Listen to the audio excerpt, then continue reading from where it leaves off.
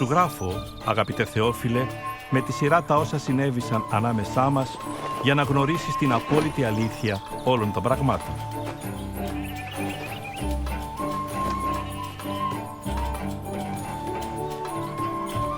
Τις ημέρες που ο Καίσαρας Αύγουστος ήταν αυτοκράτορας της Ρώμης και ο Ηρώδης ο Μέγας, βασιλιάς της Ιουδαίας, ο Θεός έστειλε τον άγγελο Γαβριήλ να επισκεφθεί μια Παρθένο στη Ναζαρέτ. Το όνομα της Παρθένου ήταν Μαριάμ.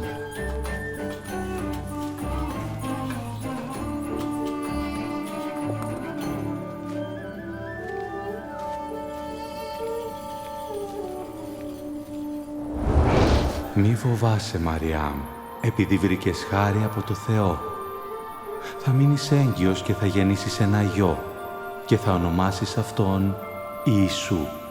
Μα πώς θα συμβεί, αφού είμαι Παρθένος? Το Άγιο Πνεύμα θα έρθει επάνω σου και γι' αυτό το Άγιο Παιδί θα ονομαστεί Υιός του ύψης του Θεού.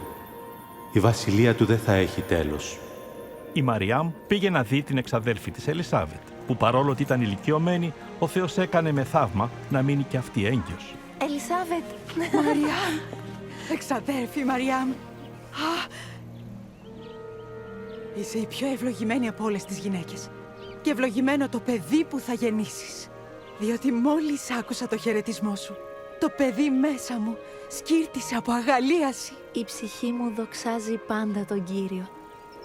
Και το πνεύμα μου νιώθει αγαλίαση για το Θεό τον σωτήρα μου.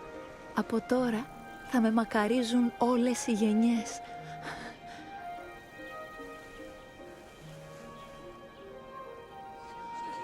Προσέξτε! Όλοι οι άνδρες της Ναζαρέτ, με εντολή του Καίσαρα Αύγουστου, θα διεξαχθεί απογραφή στις υπόδουλες περιοχές της Γαλιλαίας και της Ιουδαίας.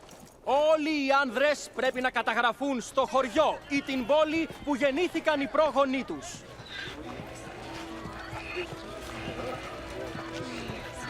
Έτσι ο Ιωσήφ πήγε στην πόλη Βιθλεέμ, στην Ιουδαία, για να απογραφεί μαζί με τη Μαριάμ, με την οποία ήταν αραβωνιασμένος. Αλλά δεν υπήρχε χώρος για αυτούς στη Βιθλεέμ και το μόνο κατάλημα που βρήκαν ήταν ένας ταπεινός στάβλος.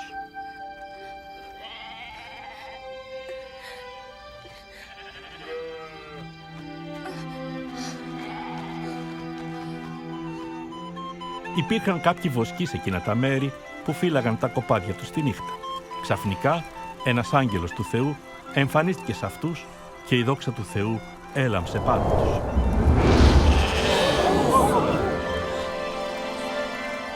Σήμερα στην πόλη του Δαβίδ γεννήθηκε ο σωτήρας σας. Είναι ο Χριστός, ο Κύριος.